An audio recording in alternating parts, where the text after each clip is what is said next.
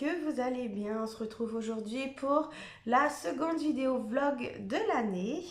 Donc nous sommes le mercredi 17 janvier. Aujourd'hui dans le Nord-Pas-de-Calais, il fait de la neige, donc il neige. Donc moi j'adore la neige. Personnellement, je trouve que ça a un petit côté cocooning, vous voyez, rester à la maison au chaud ou aller se promener sous la neige. Moi personnellement j'adore ça. Donc ici dans le Nord-Pas-de-Calais c'est très rare qu'il neige, donc forcément quand on en a, on a envie d'en profiter un petit peu. Donc aujourd'hui je porte un gilet que j'ai réalisé en tuto sur ma chaîne YouTube. Donc d'ailleurs je vais vous remettre le lien juste ici pour celles qui souhaitent aller voir un petit peu. Donc j'aime beaucoup ce gilet, il tient très chaud. Donc là je l'ai fait en noir, mais vous pouvez le faire de toutes les couleurs que vous voulez. Donc c'est une encolure V avec 3 petits boutons. Donc vraiment ça tient bien chaud. Donc quand on a des températures négatives comme aujourd'hui, donc c'est bien d'avoir quelque chose qui nous tient bien chaud. Donc aujourd'hui, je vais vous parler de mes deux projets en cours sur mes aiguilles. Donc le premier projet, vous le connaissez, donc c'est le gilet de berger femme. Donc je vais vous montrer un petit peu mon avancée. Donc voilà où je suis arrivée. Donc j'avais mis un petit repère, vous voyez la dernière fois sur sur la dernière vidéo vlog, pardon, j'avais mis un petit repère pour que vous puissiez voir tout ce que j'ai tricoté donc en une semaine. Donc j'ai tricoté tout ça.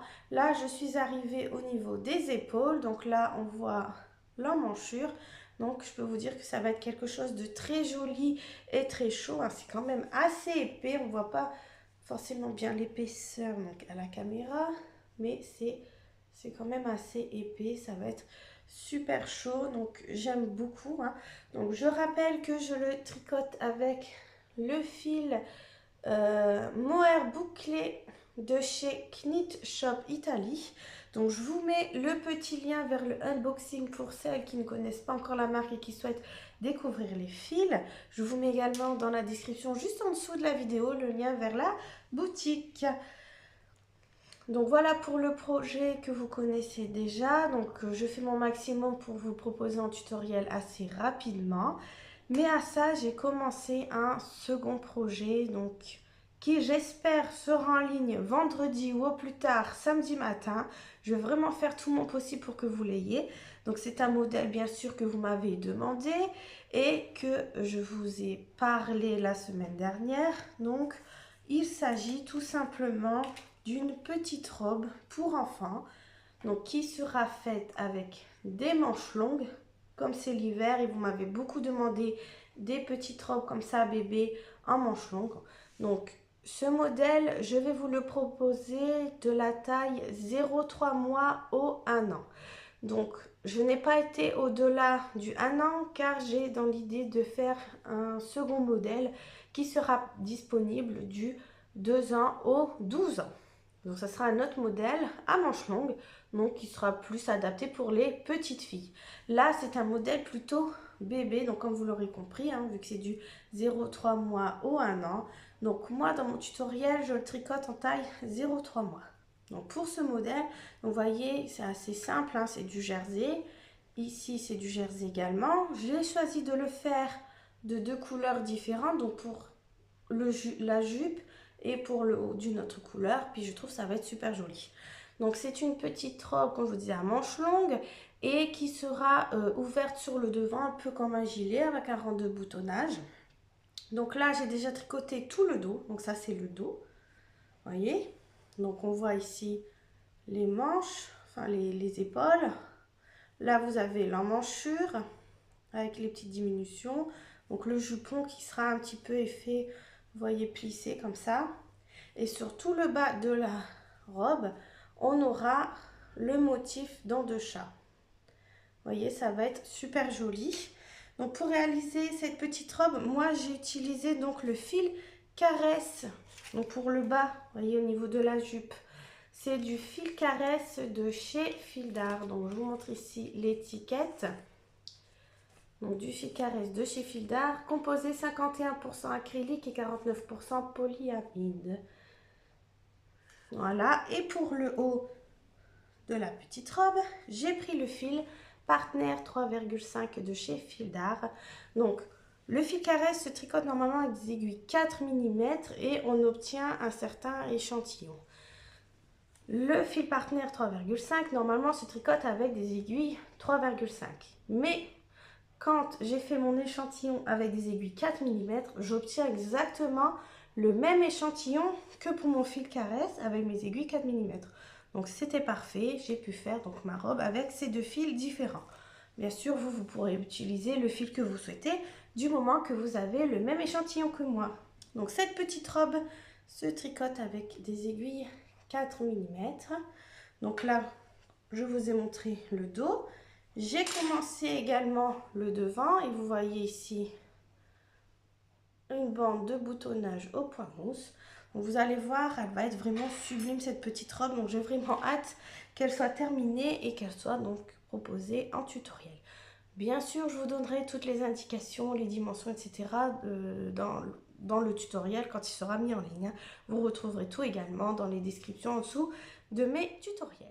Donc voilà mes projets en cours actuellement. J'en ai pas encore commencé de troisième, même si ce n'est pas l'envie qui me manque. Mais bon, il faut quand même terminer cela avant d'en commencer un troisième, parce que sinon après on a trop d'en cours et on ne sait plus où se donner de la tête. Je voulais vous dire aussi que je n'ai pas oublié le projet commun que j'avais lancé début d'année dernière. Donc, je suis vraiment désolée parce que c'est un projet commun qui prend du temps du coup, hein, parce que plus d'un an pour le réaliser. Donc je suis vraiment désolée, j'ai même pas encore terminé de tricoter, enfin de crocheter plutôt tous mes carrés granny. Donc le projet commun, je ne sais pas si vous vous souvenez, c'est un gilet réalisé entièrement avec des carrés granny de toutes les couleurs un peu. Et j'avais fait ça, donc il me semble que c'était mars 2023 que j'avais lancé ça. Donc vraiment ça commence à faire long. Et donc je vais essayer tout au moins de faire un petit tuto de comment coudre les carrés entre eux. Comme ça au moins vous pourrez déjà avancer sur la couture pour celles et ceux qui ont déjà tout leur carré. Ensuite après pour l'assemblage du gilet en lui-même c'est pas bien compliqué. Je sais pas trop encore comment je vais faire, soit je vous mettrai en photo les diagrammes, donc les plans de comment coudre, enfin comment faire pour avoir les pans de devant, le dos, puis les manches. Enfin, je sais pas encore trop comment je vais faire, je vais voir, mais il faudrait quand même que j'essaye d'avancer sur ça. À la base, je voulais le terminer avant Noël et puis Noël est passé, Nouvel An et puis voilà, j'ai pas avancé du tout là-dessus. Donc vraiment, je vais faire mon possible pour avancer sur ça. Maintenant, je vais répondre à quelques questions qui reviennent beaucoup en commentaire, donc sous mes tutoriels. Donc la première question, c'est souvent donc, le nombre de pelotes, les dimensions en centimètres, l'échantillon, etc. Donc sachez que dans tous mes tutoriels récents, tout ça est indiqué dans la description en dessous de chaque tutoriel. Donc dans la description, vous trouvez le fil que j'ai utilisé, les aiguilles que j'ai utilisées, mon échantillon, le nombre de pelotes, s'il y a des boutonnières, donc combien de boutons et combien d'espace entre chaque boutonnière. Vous avez toutes les dimensions répertoriées taille par taille et vous trouvez également tous les liens vers mes réseaux où vous pouvez me retrouver, donc Facebook, Instagram, groupe Facebook, etc. Donc pour celles et ceux qui ne savent pas comment accéder à la description qui est en dessous d'une vidéo. Donc si vous êtes d'un smartphone par exemple, je vous mets une petite photo juste ici. Donc en fait, il faut simplement cliquer sur le petit plus qui est juste en dessous du titre. Donc là, je l'ai mis, il faut suivre la petite flèche rouge. Donc vous cliquez d'abord sur le petit plus. Vous allez voir un début de phrase, un début de description qui va s'afficher. Et ensuite, pour voir la suite, vous faites donc voir plus, tout simplement. Vous cliquez sur voir plus et vous allez voir que tout va se dérouler, toute la description de la vidéo. Donc voilà, là, comme ça, au moins, vous savez maintenant comment faire pour accéder à la description pour celles et ceux qui ne savent pas.